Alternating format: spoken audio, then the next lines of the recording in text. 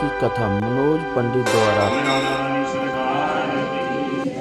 तो आज कार्तिक महात्म का जो है 20वां अध्याय प्रारंभ होने जा रहा है। राजा पृथु कहते हैं कि नारद जी, जिसमें जो है भीष्म पंचक की कथा भी आ रही है। राजा पृथु कहते हैं कि नारद जी, भगवान को अति प्रिय भीष्म पंचक व्रत कैसे प्रसिद्ध हुआ। तब नारद जी कहने लगे कि हे राजा पृथु, यह व्रत आदि से है, परंतु बीच में यहां लुप्त हो गया था, फिर कैसे प्रसिद्ध हुआ सो सुनो। श्री कृष्ण जी ने भीष्म को इस व्रत का वृतांत कहा और भीष्म जी ने इस व्रत को किया। इसी से यह व्रत भीष्म पंचक कहलाया। जब पांडवों ने श्री कृष्ण को दूत बनाकर दुर्योधन के पास भेजा तो वे विदुर जी के पास आए। विदुर जी ने उनका बड़ा ही आदर सत्कार किया, क्योंकि भगवान प्रेम से प्रसन्न होते हैं। धन, शूरवीरता और पांडित्य इनको नहीं देखते। जिन भगवान के पलक के इशारे से यहाँ सारा संसार निर्मित होता है तथा पोषित होता है और अंत में नाश को प्राप्त हो जाता है, वे देवता लोग भी जिनको जानने में असमर्थ है, वही भगवान अपने भक्त कुंती के पुत्रों के कार्य को करने के लिए दूत बनकर आए हैं। तब भीष्म जी ने उनका आगमन सुनकर उनसे मिलने गए और भीष्म जी का आगमन सुनकर श्री कृष्ण जी ने भी खड़े होकर उनको नमस्कार किया और भुजाओं से आलिंगन कर दोनों अपने अपने आसनों पर बैठकर एक दूसरे की कुशल क्षेम पूछने लगे। इसके पश्चात भीष्म जी कहने लगे कि भगवान, आप त्रिलोकी के नाथ हैं, ब्रह्मा आदि देवता भी आपकी माया को नहीं जान सकते, वहीं आप पांडव के दूत बनकर आए हैं। ऐसा पांडव के पास क्या वशीकरण मंत्र है जिसके प्रभाव से आप उनके कृत वशीभूत हो गए हैं। हे कृपालु, आप सर्वज्ञ हैं, इसका कारण हमें बतलाइए। हमारे मन में बड़ा ही संदेह है। आप तो समदर्शी हैं, किंतु आप श्रद्धालुओं को छोड़कर पांडवों के दूत बनकर यहाँ आए हैं। तब श्री कृष्ण जी हंसकर कहने लगे कि हे गंगा पुत्र, यद्यपि यह बड़ी गुप्त बात है, फिर भी मैं तुमसे कहता हूं, इन्होंने एक ऐसा व्रत किया है जो मुझको अति प्यारा है और उसी कारण मैं इनके वशीभूत हुआ हूं। अब मैं तुम्हारे प्रश्न का उत्तर देता हूं।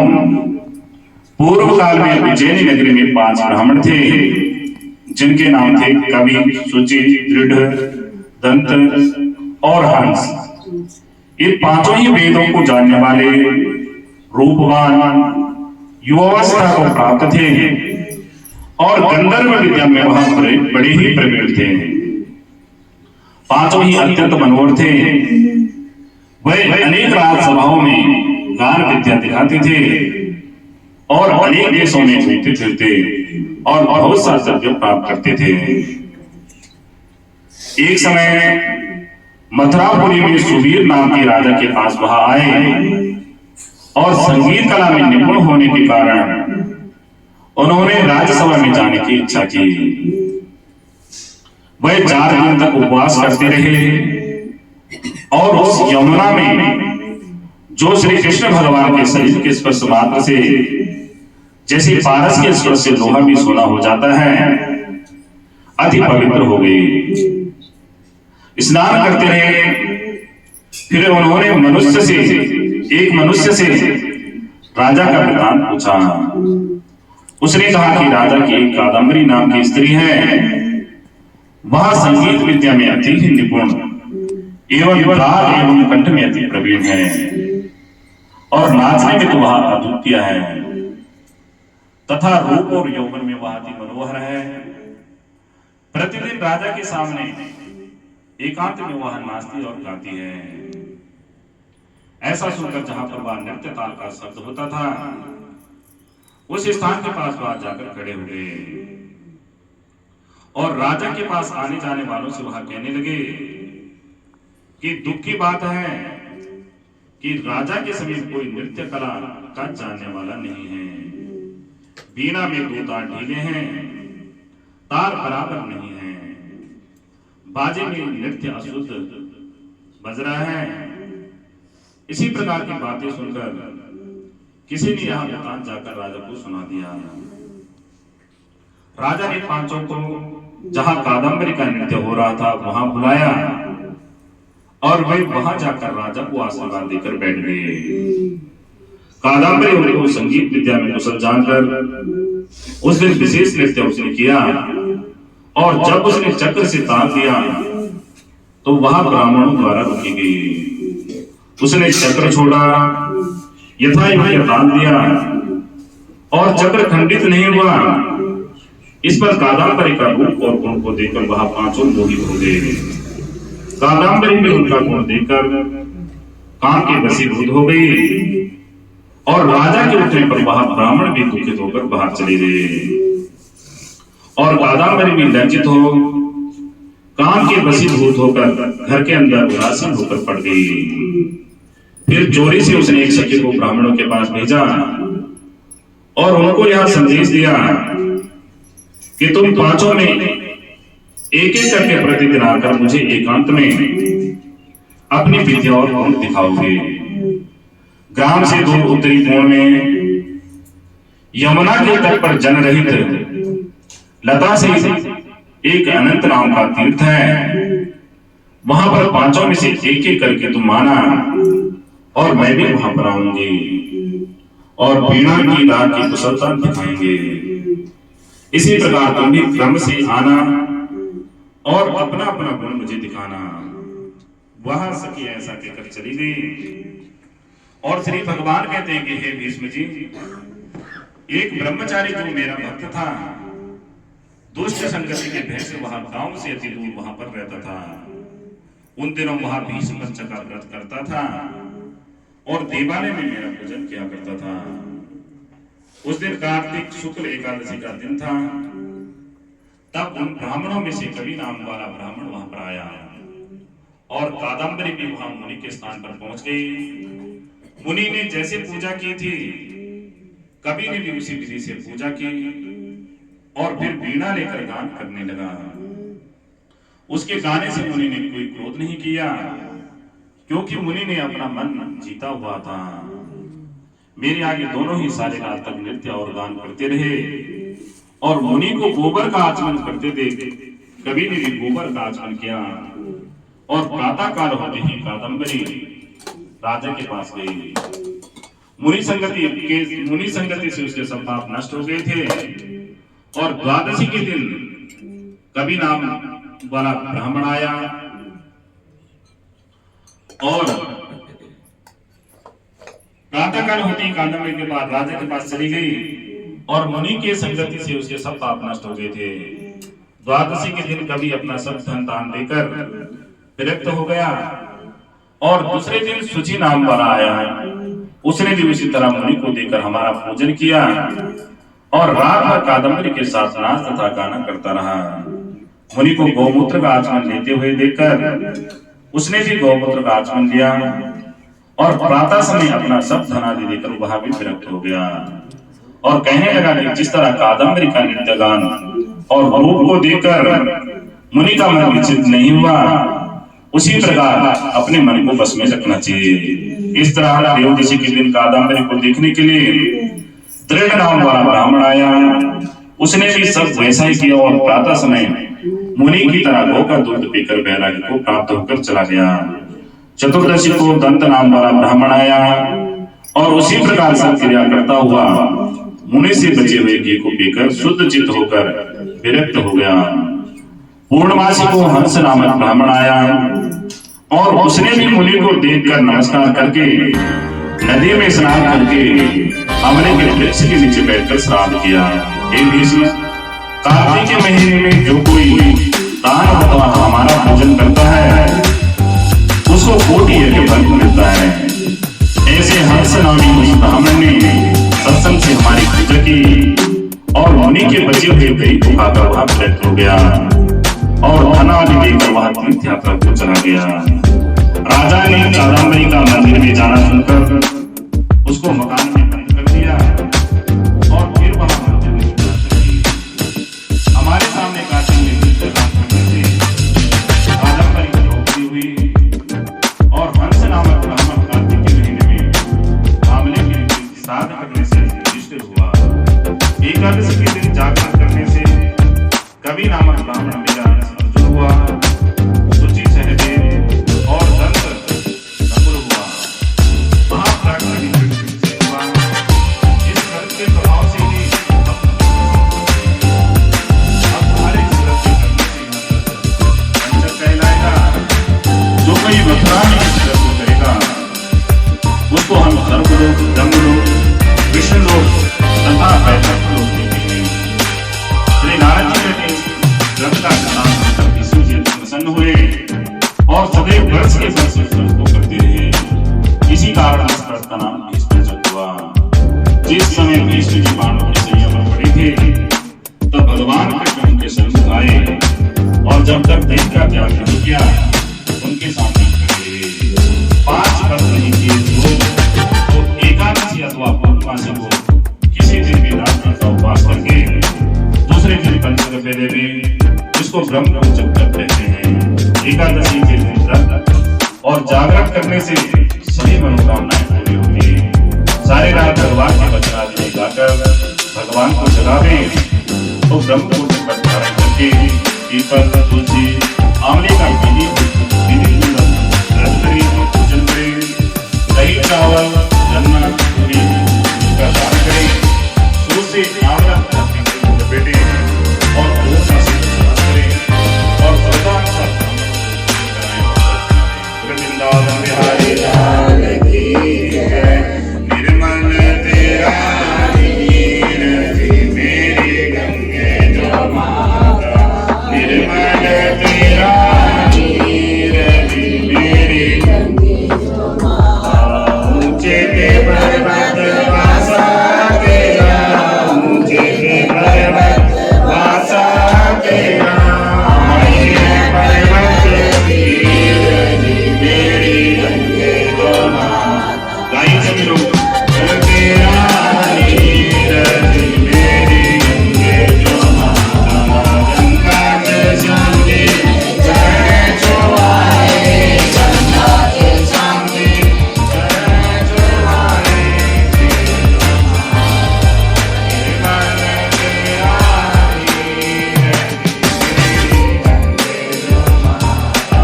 गंगा से जमुना दोनों ने बहना, गंगा से जमुना दोनों ने बहना, तीरथ तेरा नीर मेरी गंगे जो माता। निर्मल तेरा नीर गंगे जो माता। गंगा जला दे यहाँ पर कटेंगे, गंगा जला दे यहाँ पर कटेंगे, निर्मल होया शरीर मेरी गंगे जो माता। निर्मल तेरा नीर मेरी गंगे जो माता। गंगा जलाते कर माला, गंगा चुनावे कर माला, या कोई साधु फकीर मेरी गंगे जो माता। निर्मल तेरा नीर मेरी गंगे जो माता। दूरों पे दूर तेरिया संगताने आया, दूरों पे दूर तेरिया संगताने आया, काबुल के कश्मीर मेरी गंगे जो माता। निर्मल तेरा नीर मेरी गंगे जो माता। अंत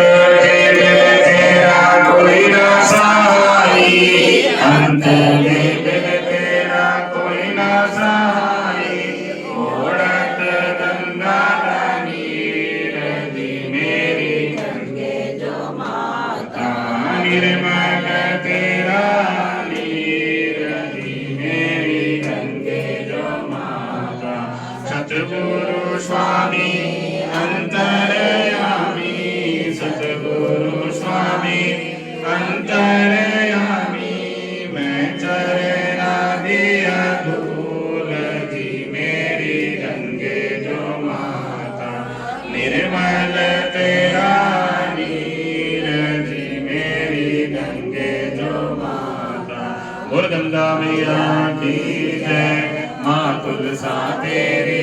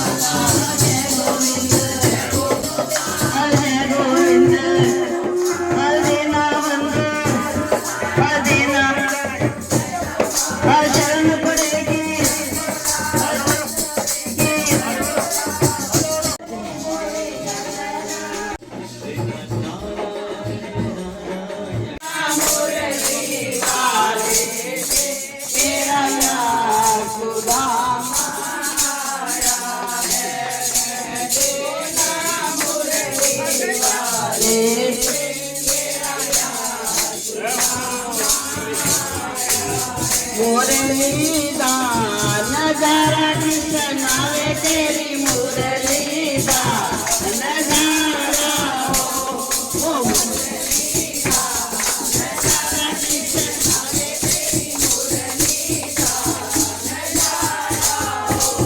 ओ वृंदावन आमदा चोरी चोरी ओ वृंदावन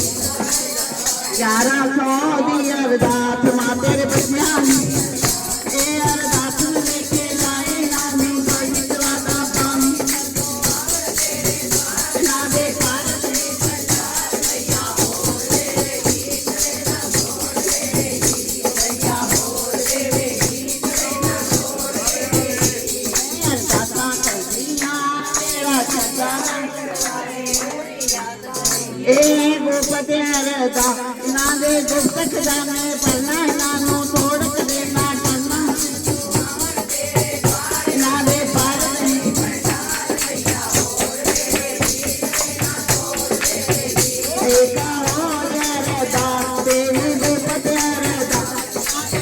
एक जाने